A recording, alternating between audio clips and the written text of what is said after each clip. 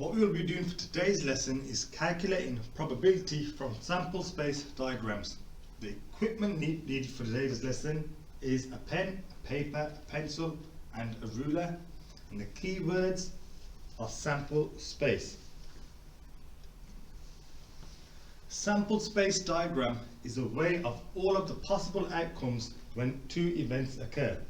When rolling the dice, you've got 6 numbers, 1, 2, 3, 4, 5, 6 that you can get.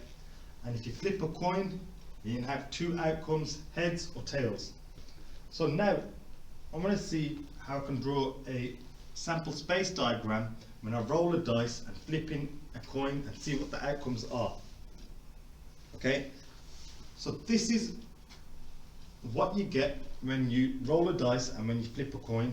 So this is for coins, and this is what you get when you roll dice. These are the outcomes. So you can either get a 1 and a heads, a 2 and a heads, 3 and a heads, 4 and heads, 5 and heads, 6 and heads, and that's it.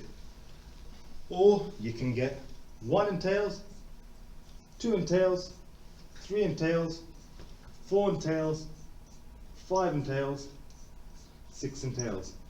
Those are all the outcomes you can get when you roll a dice and when you flip a coin.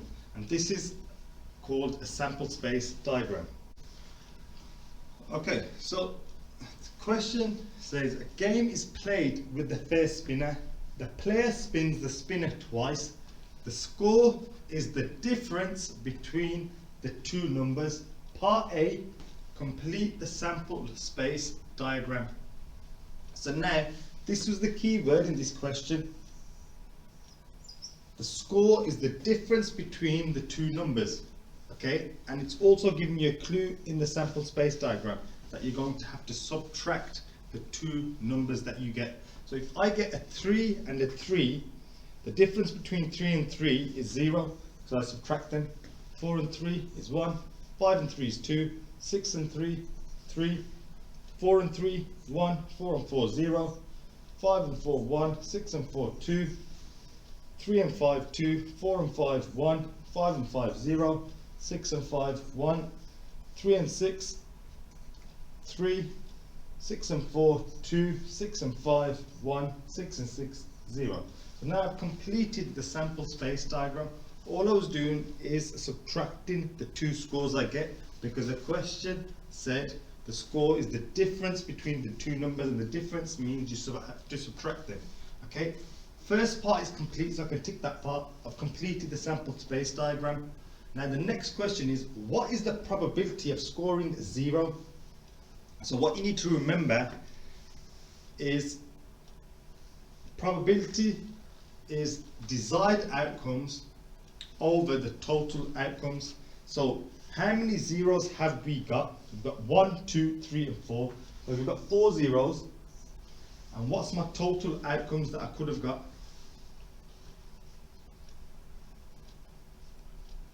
16. So it's 4 out of 16. So the probability of scoring a 0 is 4 out of 16. And if you want to simplify, you can. You get 1 over 4. Both answers are correct. Okay, your turn now. Have a go at this. Please pause the video and attempt this question.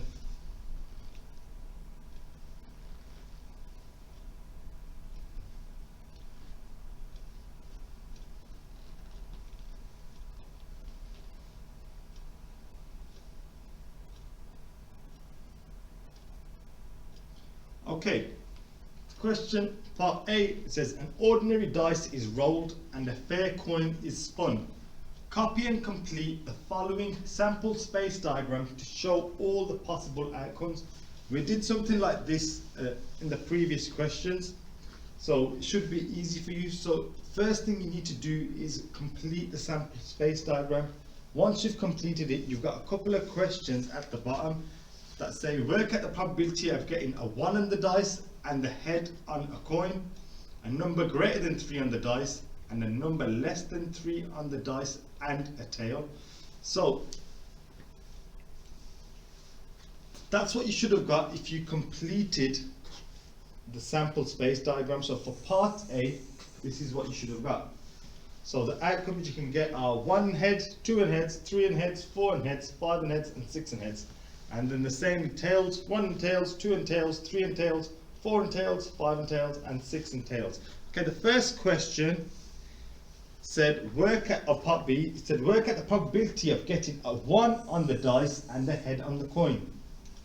So we've only got 2 outcomes that give you a 1, but out of them there's only 1 that gives you a 1 and heads. Okay, so the answer that you should have got for that is 1 out of 12, because there's only 1 that gives you a 1 and a heads. Okay, the next one, a number greater than 3 on the dice. It didn't say whether they want tails or heads, so you need to use all of them. So a number greater than 3 on the dice, so it's all of these. So if you count them, that's 6 out of 12. So what they've done here is they've simplified the answer and they've got a half. Okay, next one, a number less than 3 on the dice and a tail. A number less than 3 on the dice and a tail. So now we're going to look at all the tails. The tails that are less than 3 are these 2 here. Okay, so now that is 2 out of 12. And what they've done here is they've simplified again and they've got 1 out of 6. Okay, your homework for today's lesson now. If you are in set 3, please attempt this red section question. If you are in set 2, please have a go at doing the red section and the amber section. And if you are in set 1, please have a go at the amber section and the green section. Once you have done, please take a picture and upload to class charts.